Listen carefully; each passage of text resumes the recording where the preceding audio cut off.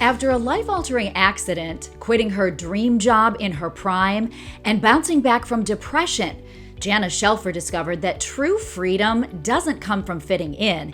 It comes from embracing who you are and who you're meant to be. I feel like people want to put everyone in this mold of how things should be, or this is how you should live.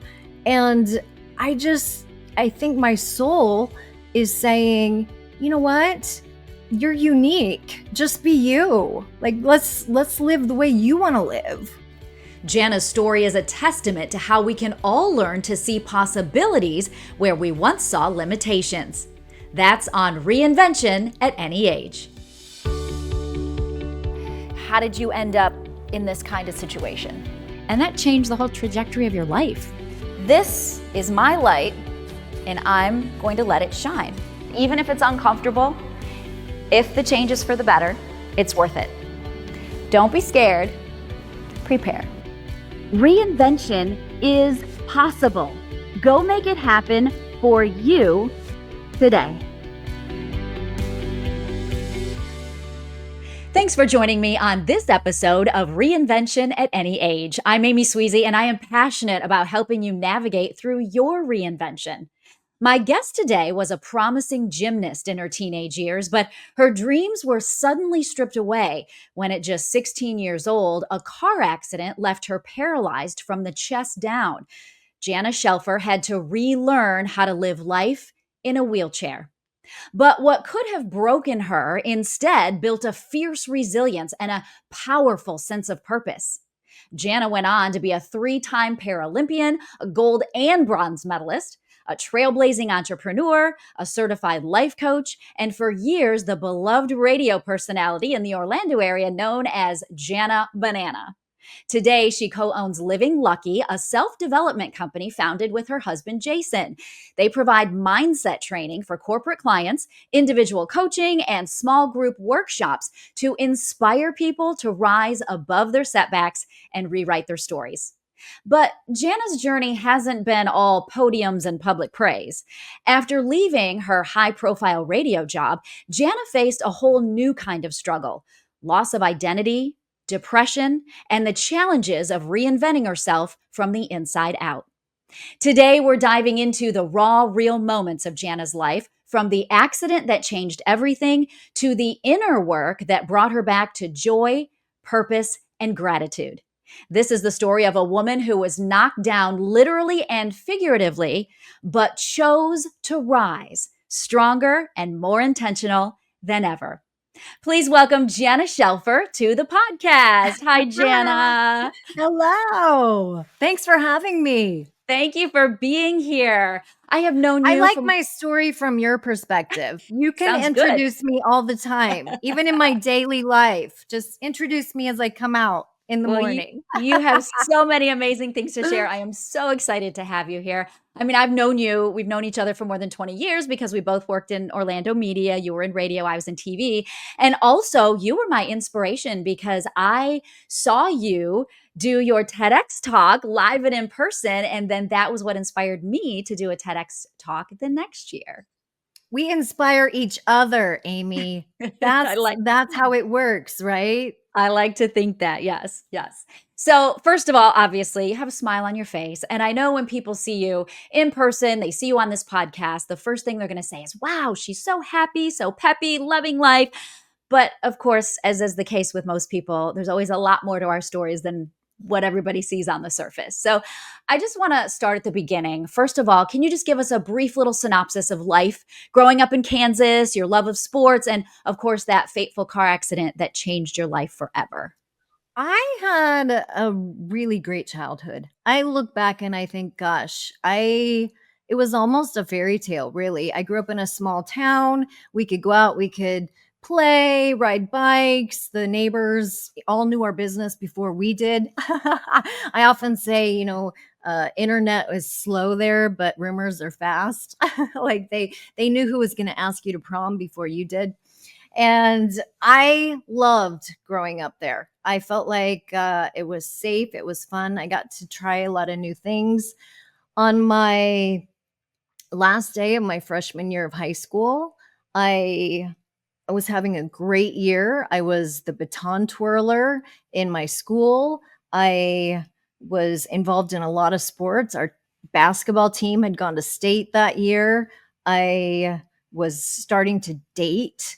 It just was a coming of age year for me. And on the last day of school, I was the passenger in a car accident that immediately paralyzed me from the chest down. I felt like I had this rubber band that just made everything from the chest down numb, and I couldn't feel or move anything. And my life changed pretty quickly. Up to that point, I grew up with a father as a coach, and so I was always around sports, and my mom was the town music teacher, so I always grew up performing. And all of a sudden their daughter was paralyzed, and it not only affected our family, but it affected the entire community. What's next? So I was in a rehab hospital out in Colorado, feeling sorry for myself, thinking, gosh, I don't really see how this is going to work.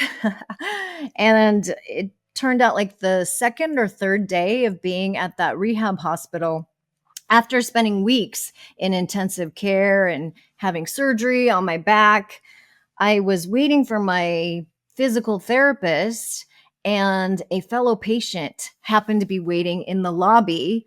And he was a quadriplegic from the neck down, and he started flirting with me. And I remember this moment so distinctly, because up until that point, I literally had cried myself to sleep almost every single night. And anyway, when he started flirting with me, he asked me to scratch his nose for him. And as a 15-year-old, I thought, oh, that's disgusting. That's gross. Like, why would I do that? And yet, because he was so charismatic and cute, I was like, I want to help this guy out. And so as I reached up and I actually itched his nose, he says to me, "You have no idea how lucky you are." And it really kind of caught me off guard, because I was like, lucky? Like, you have no idea what I have lost. I was a star athlete, and in my head, I was thinking like, you have no idea. And yet when I went to bed that night, instead of crying, I actually kind of started asking the question, how lucky am I? Like, how lucky am I? And it was just changing the inner dialogue in my head to a more empowering question, really. Because when I started asking myself, how lucky am I? Then I started thinking about, gosh, I still have my hands, and I still have my creativity. I still have my voice. I still have my personality. I still have my independence. I still can scratch my own nose. I started thinking about the things I can do instead of the things that I can't. I started thinking about my abilities instead of my disabilities. And it's just that slight little shift in our attention, shift in our focus, shift in our perception that makes all the difference. Because from that moment on, it was like, okay, let's start looking at the solutions instead of the problem. Let's start looking at, our opportunities instead of what we've lost here. And it just was like, all right, let's start looking forward instead of looking backward. And all of these opportunities started opening up for me. So it really was a moment that just started making me feel lucky. It changed my state. That's what it did. It changed my state. And change so much about your future as well. Yeah, And it really and did. I don't think anyone would blame a teenager, right? If they suddenly found themselves paralyzed and decided to feel sorry for themselves and even give up. But you didn't do that. You actually ended up embracing the challenge and eventually got involved in wheelchair sports, right? So tell us I about that did. time in your life. Yeah, so and like, I don't want to gloss over this saying, "Oh gosh, it was just so easy and I just automatically jumped into this new life." No, there was a lot of hardship and a lot of hard times that went along with this, but the opportunities started coming to me that I would have never had in a weird sort of way. So I started playing wheelchair sports, and I started by my parents took me to some wheelchair sports camps so that I could be around kids who also had disabilities. So that was the first thing. We started traveling, and for a small girl who grew up in Kansas, who had never left the state, all of a sudden I was going to Illinois for basketball camp, and I was going to California for, swim camp. I was traveling, and I was starting to see different parts of the world. So that was one thing. And then I got this scholarship to play wheelchair basketball at the University of Illinois. So all of a sudden, my opportunities of where I could go to school started opening up. And when I went to play basketball there, within the first year or two, I mean, I grew up playing basketball. So all I needed to do was learn the chair skills. And within the first year or two, I got invited to the USA tryouts, and I just kept making the cut. And next thing I knew, I was on the 1996 Paralympic wheelchair basketball team, which is something I never would have imagined. Like it just is really crazy, the opportunities that started to open up for me. And you mentioned your parents a couple of times. I'm curious about the support that you had then. How critical was it for not only your parents' support, but even the rest of your family, your friends, your community, everyone who was around you? Was that important at that time to give you the tools you needed to be successful? Oh my gosh. It just recently, my parents moved, or they built a new house. And so we cleaned out the basement. And I went through old videos, and I went through old scrapbooks, and the amount of support of people, mentors, coaches, friends, and mainly my family. I mean, my family was there every step of the way, and they helped me, and they sacrificed so much. They just were there to make sure that I succeeded. And it just is so beautiful in so many ways. And yes, I want to pay it forward. Like, I look at how lucky I really was in that time frame, and it makes me want to give back to others. I know that eventually, obviously, you ended up working in radio in Orlando, which is how I met you too. And you told me one time there was a lot of people, of course, that would hear you on the popular Phillips File show and had no idea that you were even in a wheelchair. And that sometimes people would see you and they'd be surprised when they met you in person. And their question would be, "Oh, what's wrong with you?" Yeah. Okay, so this podcast is about reinvention, right? Mhm. I have now become, I believe, an expert in this area. And there's been really three times in my life when I have literally reinvented my identity. And I believe the reason that we reinvent ourselves is either because of shock, opportunity, or growth. Those are the three reasons. And sometimes it's a combination of all three. At age 15, it was a shock for me. I was in a car accident. I was paralyzed. There was no option for me. I needed to reinvent myself. And I will say there was a distinct difference in the way the outside world treated me that first day back to school when I used a wheelchair. From the day I left walking, being the popular girl, and then the day I came back in a wheelchair, there was a distinct difference in my identity. The second time that I really changed my identity was when I applied to be a radio personality for Real Radio 104.1. And here's what happened. I went in and I had the interview of a lifetime. I mean, I was funny. I was cracking jokes. I hit it off with Jim Phillips and Moira. We were laughing. And in that moment, Jim Phillips, the host of the show, said, "Jana, if you were given this job, would you be willing to not mention the fact that you have a disability. I thought about it for about 5 seconds. And mind you, at that time, I was a 3-time Paralympian. I had traveled all over the world as an international adaptive athlete. I had gone to the White House as a lobbyist for the Americans with Disabilities Act. I'd gone to the White House to meet the president as a gold medalist. Like, I was a wheelchair athlete. That's what my identity was at that time.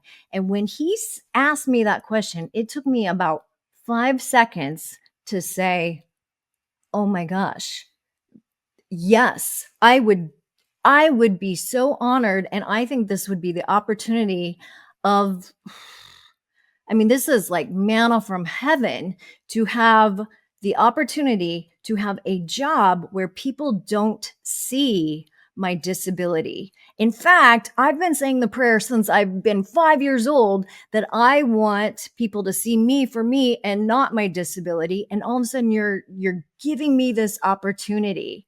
And so, like, I jumped into that full throttle. Now, what I didn't realize is there was a change in who I was, because all of a sudden, a lot of my stories that I went to tell, I had to leave out some really big details.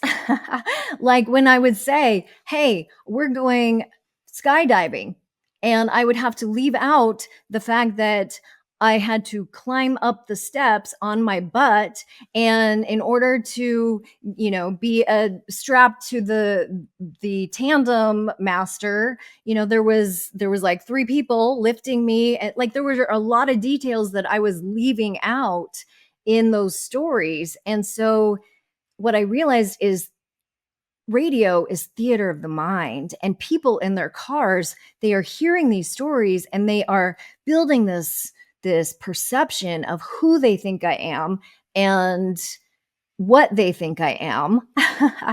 And then when they meet me, there's almost a catfish moment of, this isn't who I thought she was.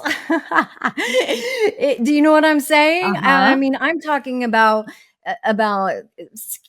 all these going skiing, and I'm talking about skydiving and meeting my husband. I'm talking about all these things, and in their heads, they're building this picture, and then they meet me, and the first thing out of their head is, "Oh my God, what's wrong with you? Like, did I miss something? I feel like I've gotten to know you. I listen to you for 4 hours a day. Like, you're like my family. And did I miss something?" And then it's almost like, why don't you talk about this? Like, is there something you're hiding here?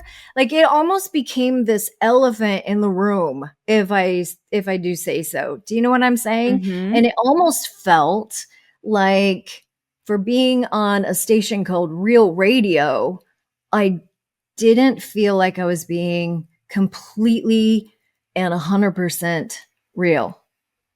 So do you regret that, looking back at it now? No, I don't regret it, because I feel like it gave me the opportunity to transcend disability. It gave me the opportunity to realize there is implicit bias. There is this, I mean, whether we realize it or not, there is this unconscious stereotyping that we do, whether it is about people's economic status, about their race, about their age, about their beauty. When we see people, we automatically have these unconscious beliefs. And we, without knowing, we put limitations on who and what we think they are. So you're working in this great job, you're working in Yes. radio, life seems to be going well on the outside, and of course, every job is great until it's not, right? So you start feeling a little bit restless and you decide that it's time for a job reinvention. And I remember this so vividly. You quit and everybody was so shocked, right? Everybody thought you were crazy. You've got this amazing job. Why in the world would you quit? But you had a plan. You wanted to become a successful entrepreneur, and that didn't exactly go as planned. So, looking back now, What would you say went wrong with that particular reinvention? Wow. Looking back now, I think it was perfectly imperfect. What happened in that time period was I started to get an inner voice that started saying, Jana, there's something bigger and better for you. And because I didn't grow up following my intuition. Like that wasn't language that you used in Kansas. We weren't the type of people, I mean, we were the type of people that would go to church on Sundays, but we weren't the type of people that would say, manifest your destiny and listen to the universe and let God work through you and follow your energy and be a vessel. We weren't those type of people. So when my inner voice started speaking to me, when my soul started to really say, I want out, I didn't know how to follow that. And it felt like I was going against society to quit my job. That felt like that was unacceptable. That felt like there was something wrong with that. Because looking back now, I went into a really dark place.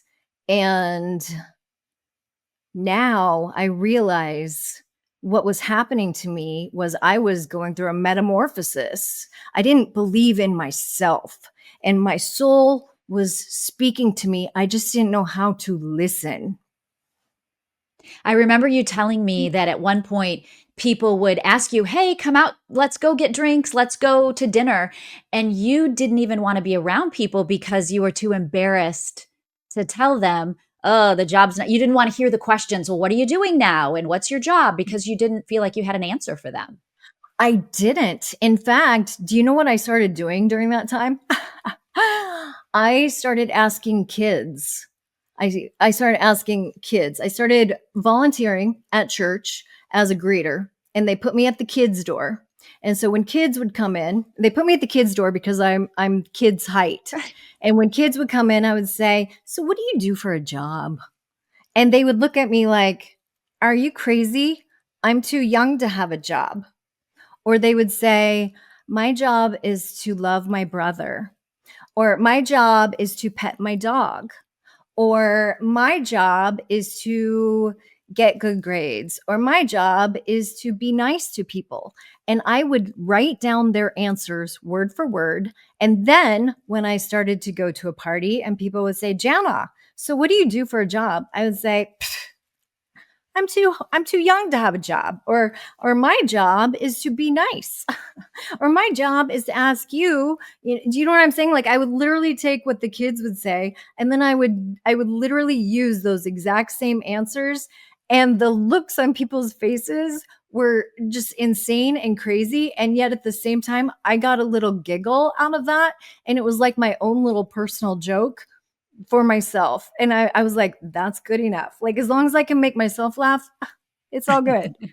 You have been open about the, kind of sinking into a depression. And I know a lot of people can probably relate to that, to spiraling into that area, that feeling over a job loss or an illness or some sort of trauma or tragedy. So, what is your advice now to those people, to other people, about how you were able to work your way out of that dark time? Because I know you told me it was a process. It wasn't like one day you just woke up and said, "Oh, I feel good. I'm not going to feel depressed anymore." Yeah, and so like most people, when you start feeling uninspired, you start feeling, I mean, you're just full of this uncertainty, you're full of doubt, you're full of fear, and you don't know what to do. You start going to the doctor. "Hey, this is what I'm feeling. This is what I'm feeling." And in that time, I had a lot of setbacks, and that I fell, I broke my leg, I was in bed for a year. Like there were a lot of, it felt like it was just snowballing in the wrong direction. However, I look back now and I realize that was the time that I started going to school online. That was the time that I started learning how to paint. That was the time I started learning how to gratitude journal. Like those were the times when I really started planting the seeds of what I am experiencing now.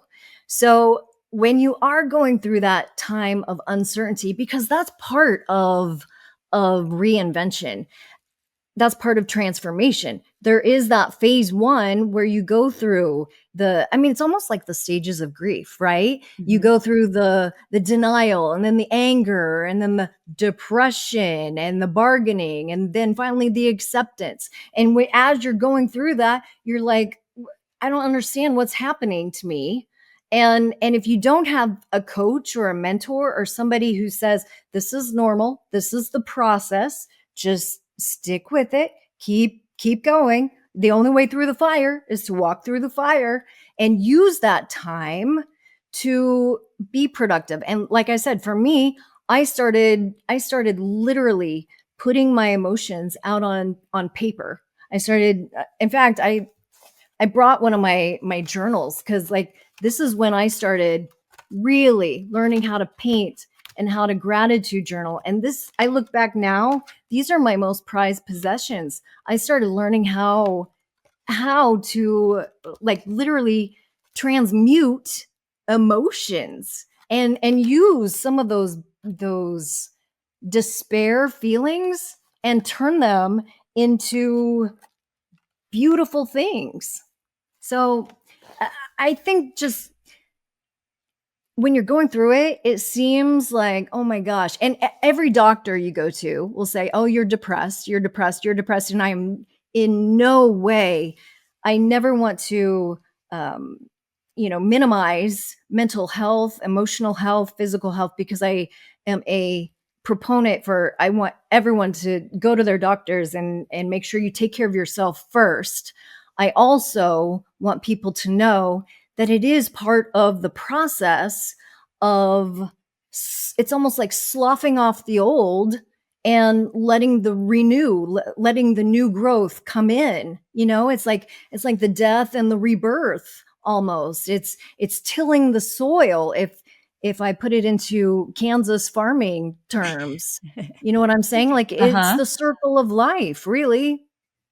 And do you feel like it's an ongoing thing? Like it's not like just a one and done, oh, I was depressed and now I'm fine and I'm fixed forever. Is it something you have to constantly maintain to keep it at bay?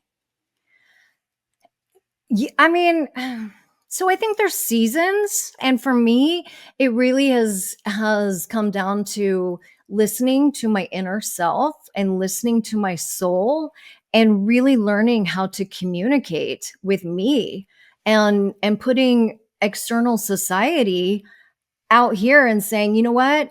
I don't care what people think. I'm going to stop trying to please others.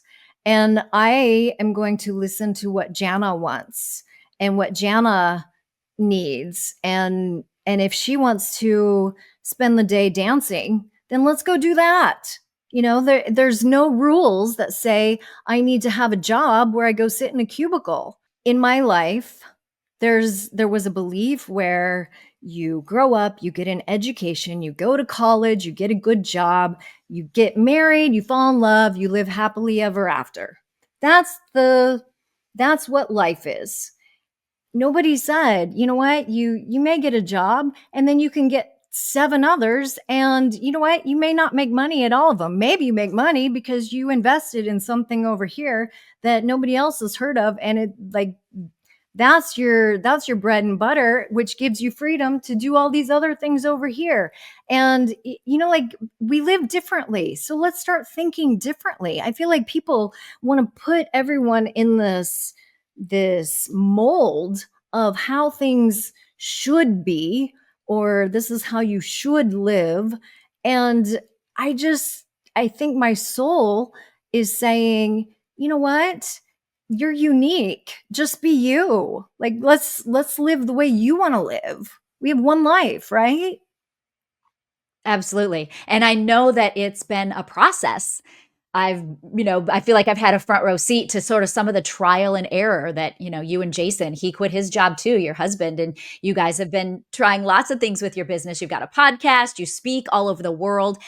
and none of it fell in your lap. You really had to work to get where you are today. So, what did some of that work involve? I will say, so our company is called Living Lucky. And if you look at our path, we've definitely, from the outside, it looks like we've had some not so great luck. And what I say is that has been the blessing in all of this, because I feel like those challenges, that adversity has really been what has maybe been our compass all along. It's what, you really learn your character when you go through adversity. You really learn what's important to you. You really learn what you want to do, what you don't want to do. You learn how you want to spend your time and your energy. And so I will say that we've tried a lot of different things, and we haven't been afraid to make mistakes and to fail. And when I say I have learned that there is no failure, there's only feedback, and not only feedback from the outside world, but feedback from ourselves. I mean, is this lighting us up? Is this how we want to spend our lives? Is this what we want to do? So it's been a, as you're going through it, it's been a journey where it's like, wow, this is sometimes challenging. And yet, when I look back to how far we've come, I think this has been so beautiful.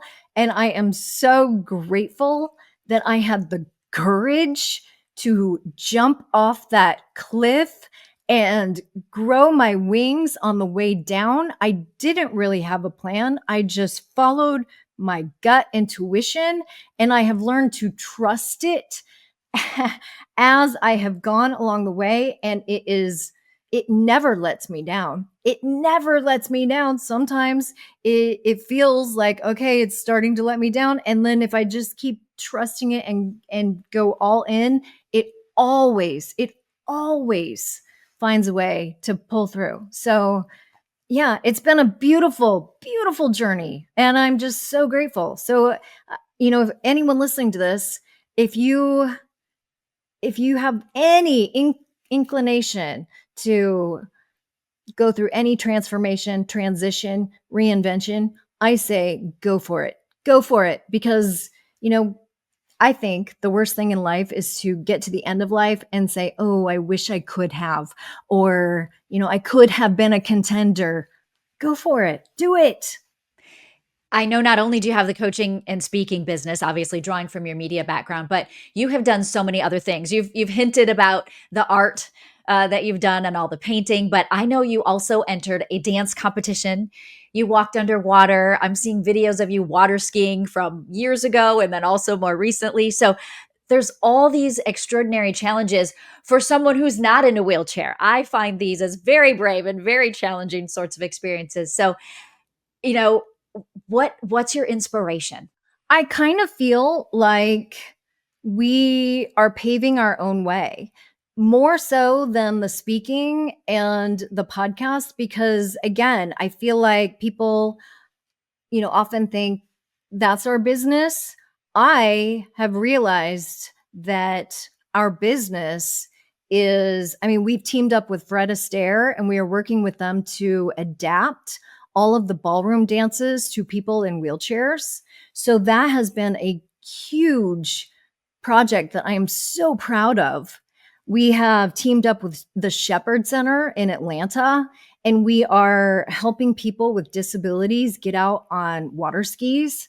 And to see people get out for the first time, or to experience the freedom of being on water and not being confined to their wheelchair, or to even just realize the potential of, wow, I can have this adventure with my loved one or my spouse. It is awesome. It is just awesome. We have, the opportunities that are coming to us right now. We've teamed up with Share the Love, which is a foundation here in town that delivers wheelchairs all over the world. In the last 2 years, Jason and I personally have delivered 500 wheelchairs. And when you knock on someone's door in a third world country that has been paralyzed or has had some sort of disability and doesn't have a mean to get around, like they don't have the means or the resources to move in their house. Like the first couple that we delivered a wheelchair to, the wife had been carrying the husband for 8 years. And we showed up and said, hey, here's a wheelchair for you that we literally got for $250, which is the price of what? A Christmas tree. And we gave it to them. And you would have thought that we gave them the lottery. You So did. I feel like, I feel like my when you ask about my career and what is my business, I feel like it is becoming something that I never could have defined or put into words. And I still don't know when people say, what is it that you do? I don't know how to tell them. I really don't. And it's still shaping itself right now. It is still kind of shaping and becoming what it is becoming. So I still feel that I'm in this transition or this transformation right now. And I'm only just starting to see the fruits of the last 10 years of all those seeds that we've planted. So yeah, it's been a crazy wild ride. And along the way, I've met some fantastic people and I've impacted people. I mean, the emails that I get of people just saying, you know what, because you did this or because I saw you try this, I've decided to do something in my own life. And that makes me light up. Jana, you are an absolute gem. I'm so honored to call you my friend. And thank you so much for being here and being a guest on my podcast. We could talk all day, I know. If people I do know. want to know more about you, though, where can they find you or follow you? You know what? I would love for people to check out our podcast as well. You can go to livinglucky.com. That's our website. Thank you so much. I know that your story of multiple reinventions and ongoing reinventions are going to inspire so many others. So, Jana, thank you. Thank you for being here. So, what about you? Were you inspired by Jana's story? Remember, life isn't about fitting into someone else's mold. It's about discovering who you really are and having the courage to live that out loud. Even when everything changes, we still have the power to choose our focus, our perspective, our purpose, and our gratitude. When we shift our attention from what we've lost to what we can create, we begin to roll forward toward reinvention, resilience, and real joy. So wherever you are today, embrace these words. You are unique. Just be you. Live the way you want to live. And whether you want to reinvent yourself or you have to reinvent yourself, remember, reinvention is possible. Go make it happen for you today.